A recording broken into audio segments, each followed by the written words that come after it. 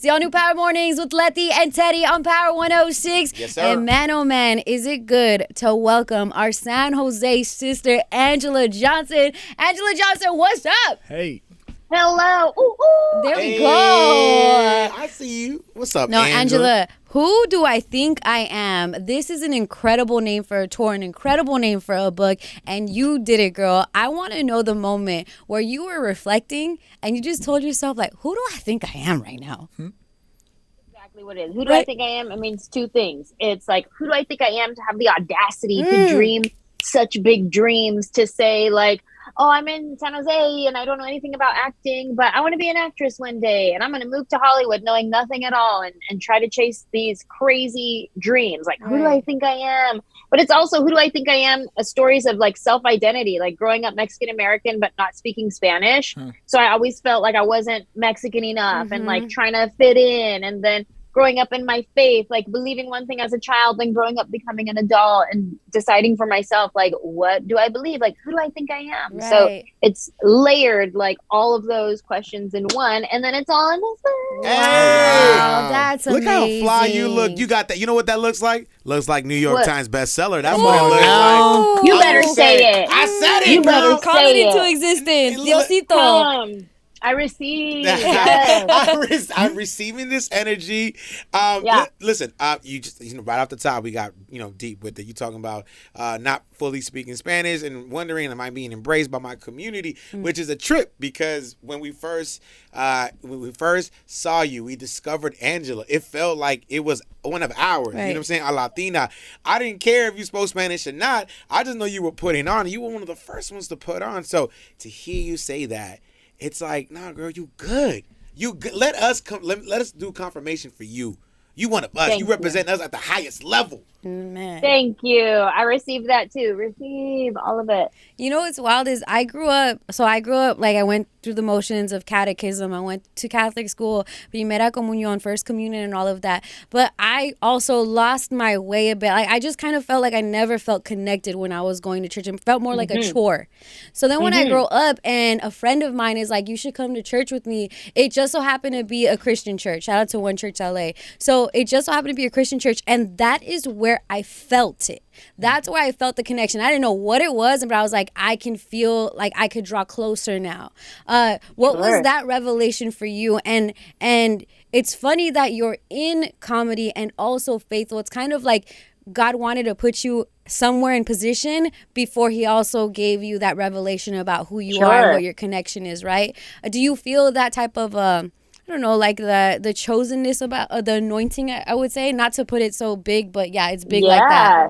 Yeah, thank you. No, it's what's crazy. A lot of people don't know this is I actually started stand-up comedy in a church. Oh, Wow. I was going to a church in Hollywood, and it was like one of the churches that caters to like the entertainment industry. So there's a lot of like actors there, dancers, Right. producers. Everybody goes to this church. On Tuesday nights, they would do creative arts night. So you could come and take a dance class, a singing class, an acting Nice. class, like whatever you wanted.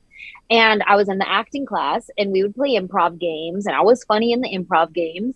And there was a woman there who was like, hey, do you want to come and take my joke writing stand-up comedy class? And I was like, I don't know, is it free? And she's like, Great question.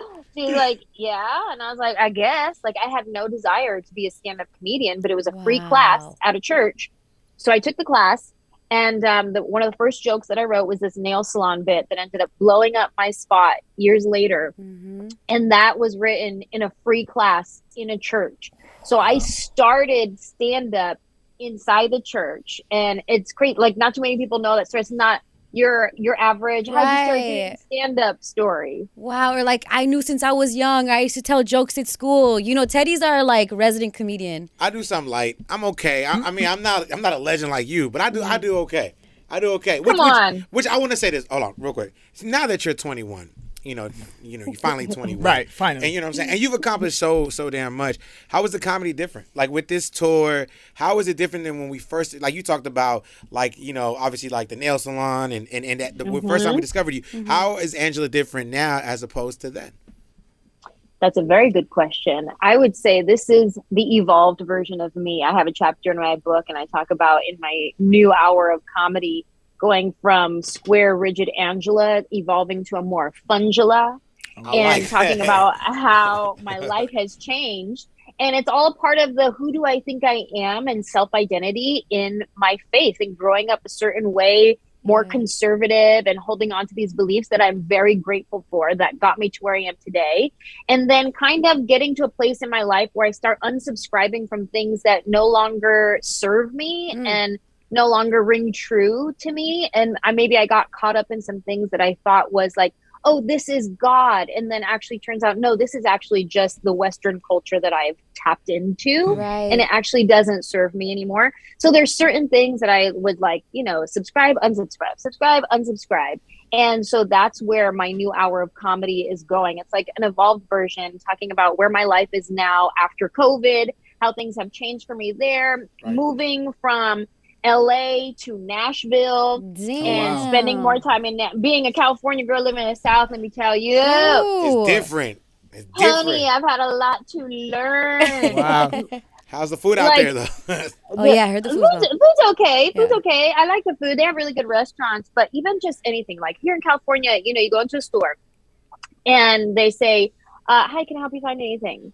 And you're like, "No, I'm good." And then if you're feeling extra friendly that day, it's like, "No, I'm good, thanks." Mm-hmm. You know what I mean? Like that's the extent of our store greetings. Then when I get to Nashville, I remember one day I'm in TJ Maxx and there's like a row next to me because your lady's talking. And listen, I live at TJ Maxx. Like I don't want to name drop. I don't want to name drop or anything. But do you know TJ? Right, exactly. But let me let you know, I'm a frequent buyer there. Yeah, you're right. So I'm listening to the ladies in the row next to me, and one of them's like, "Can I help you find anything?" And she's like, "Oh, no, I'm okay. Thank you so much. Oh, you're welcome. Thank you for asking. Oh, it's my pleasure. It is a beautiful day today. It is, but they say it's going to rain. It's going to rain a little bit later, so make sure you get home by 3 o'clock. Went off, and I was like, "Ooh, I don't think I'm going to make it in the South. I don't have energy for strangers. Right, like, I don't this know much small talk. I can't even text back. You want me to talk to you? Wow. Well, Jim is our resident Southern expert. Come on now. You're from the South. North Carolina. I'm definitely from the South. Now, I want to take this and ask you about like your career, like your starting point from, being just a funny person, a person that's cracking jokes and having the room laughing and being the life of the party, to now being a professional comic. And then, of course, you explained your background really quickly, and it wasn't even the traditional route. It wasn't even, I had a dream, I want to start doing this. Right. It was somebody saw something in you and, suggested it to you. So after that suggestion point, and you're starting to go to clubs and you're starting to work and you're starting to work on your brand, what is the struggles of building a brand, and how do you learn to become a comic versus just being a regular funny person? Like, what is that learning curve? Love that question. First of all, the first comedian I ever met was my dad. Okay. He was never a professional, but he taught me to get the laugh in the room. Like that's what my dad did growing up. Every conversation he was in, he was getting that laugh. So I grew up watching dad get the laugh, and my whole family is funny. My siblings I'm not the funniest one in my family. I'm just the one who made a living out of it. Right. My brother, Kenny, he's probably the funniest one. In my text thread with my siblings, forget it. Like we go off in that text thread, and I'm not even the funniest one. Like I spend most of my time going LOL, ha ha ha. Right, I know what they're saying. Writing it down. And also I've come to realize that I'm a little too generous with my LOLs. You know what I mean? Right. Because like if your friend texts you and they're like trying to be funny, like you just give them LOL. But did you really laugh out loud? Did you earn it? Did they earn it? Yeah. No, you did not. Like at most, let me tell you, first of all, if I reply to your text and I say ha ha ha ha ha, then that was funny. Oh, okay. That was funny. That's the real one. If I say blah ha ha ha, then that means that was so funny. I had to spit something out my what mouth. about you know what I mean? Yeah, what if it's JAJAJA? Are you laughing in Spanish? Oh, yes. But let me tell you, if you get more than those 3 letters of the alphabet, like if you get HAHJAJAKPQRTS, then that means that listen, you win today. You had a stroke. Wow. You had a stroke, girl. You threw up a little bit. But but getting back to your question. Back to your question. Building a brand and not just being a funny person. Listen, I didn't even want to be a comedian. It felt like I was right where I was supposed to be. And I just kept showing up for myself. So I feel like for anybody listening, like whatever that dream is of yours or that brand is that you want to build, the business that you want to start, I think it's a matter of showing up for yourself and doing you and do you well, like whatever that is and whatever that looks like, because there is only one you. And I put it like this. When I go to an audition for Detective Rodriguez, some new crime show, and we're all auditioning for Detective Rodriguez. Yes. And I'm going to show up at that audition. Right. There's going to be like 15 girls there, and they all look exactly like me. We're all probably wearing like a leather jacket, jeans, and boots, and we're all trying to be Detective Rodriguez. Then we're all going to go in the room. We're going to say the exact same lines, and we're all going to say the same thing. So I could be looking in the room going like, oh man, I'm a dime a dozen. Like, oh, they're probably going to pick her because she's prettier than me. Oh, they're probably going to pick her because she just looks stronger than me. Oh, they'll pick her because I've seen her on TV a lot. So they're definitely going to pick her. She has more experience than me. But really, if you stop and think about it, nobody can do you. Nobody can do me. Right. So when I walk in the room, yeah, I'm saying the same words they're saying it, but I'm saying it with me behind it, with my childhood, my trauma, my memories, my relationship with my dad, my relationship with my sister, that one time that I got broken up with, the one time I fell off my bike, all the things that make me, my point of view, make me unique to me. Right. I bring that behind it. So whatever it is that your dream is, your business is, like, you bring you and you show up for yourself. Don't self-sabotage. Don't let the doubt keep you like, oh, I don't want to, because she might or he might or whatever it may be. You show up for yourself. You do you. And do you well. Leave it all on the table. Crazy. And don't hold back. Anjelah, you know who you sound like?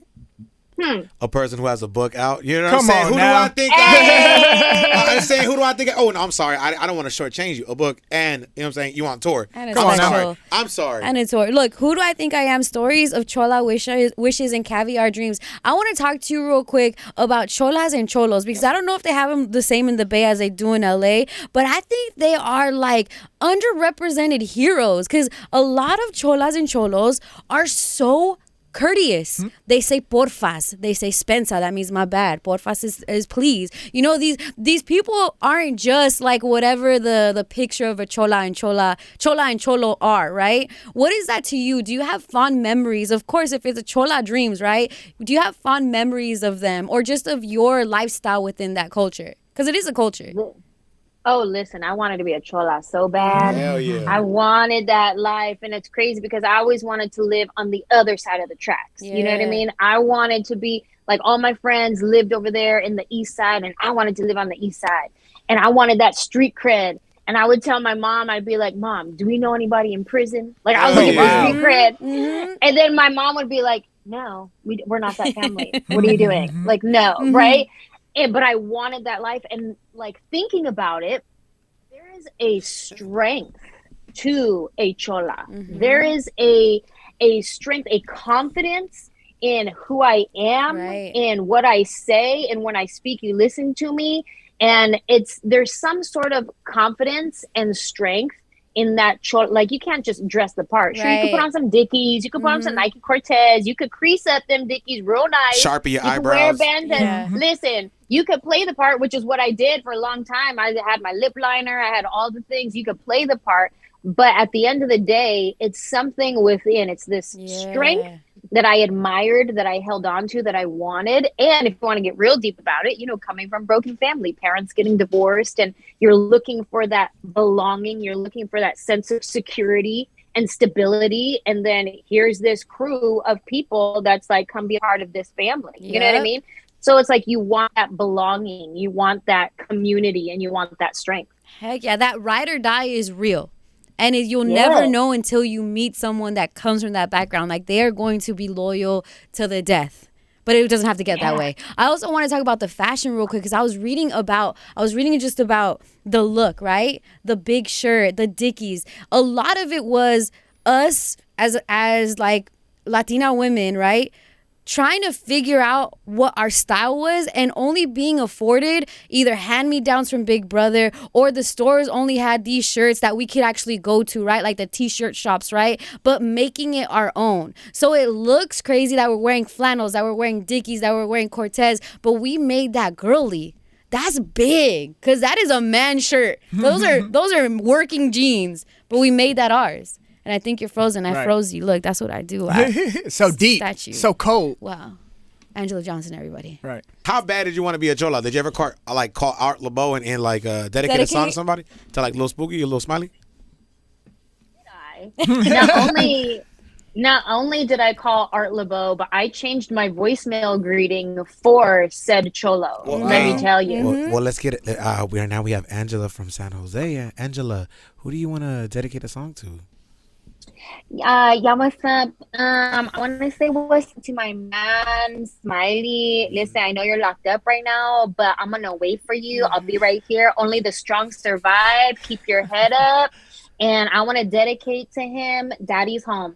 That's right. Wow. All right. Now, this is a kiss from Anjelah and San Jose. Mwah. There it is. I'm saying, girl, we go on tour. I love this. We out here with it. Anjelah, I need to stop this before we get too out of hand. Why did Art LeBeau Who always do we kiss? think we are right now? Mwah. But the book and the show is called Who Do I Think I Am? Anjelah Johnson. It's really awesome for us to even get to talk to you because what you're doing just by your example is going to set the stage and set the tone for so many other people. So thank you so much, Anjelah.